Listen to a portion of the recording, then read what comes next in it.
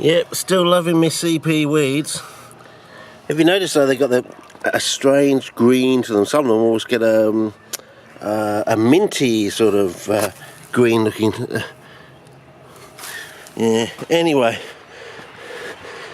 for those of you who probably do study my Facebook page, you probably noticed in the past I have tried taking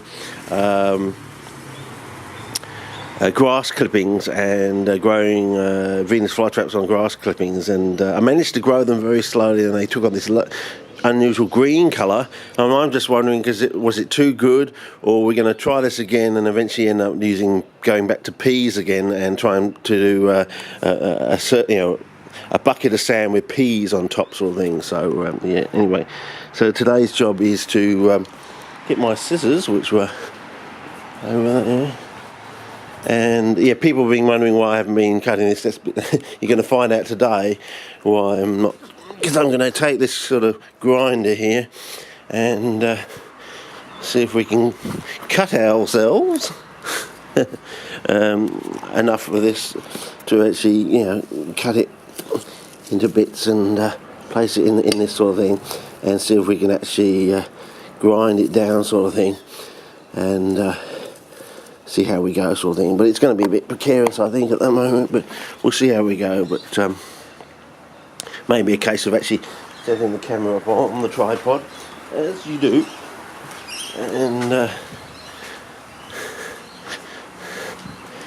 doing this sort of thing. Because now it's probably going to be too high, but anyway, we'll see how we go. Get it down, get it on, get onto it.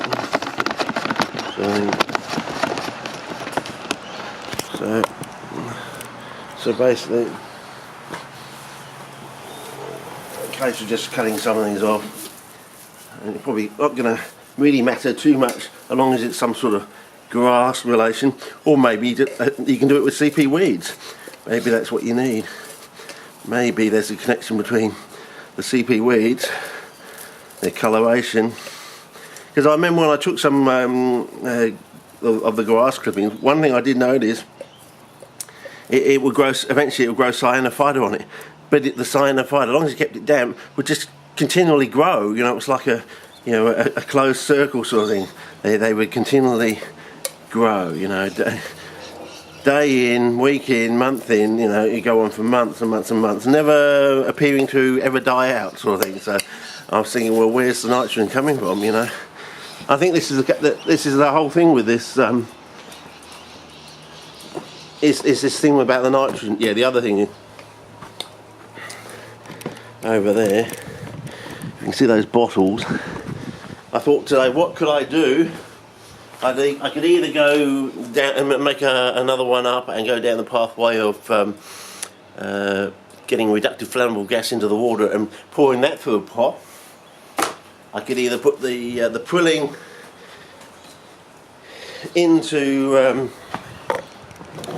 the sand, and then I'm thinking, well, if it gets saturated, we might get problems of the prilling trying to float up, sort of thing.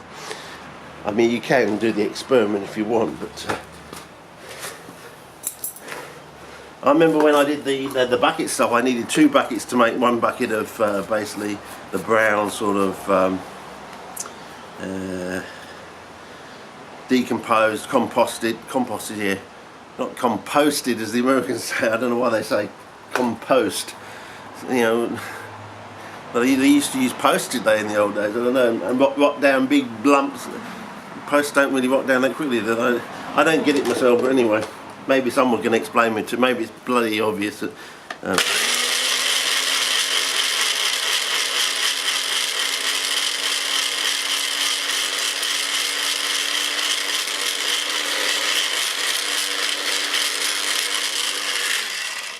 Most other things I find about 30 counts swelling around usually does the business anyway. It's going to get it down to being fine anyway.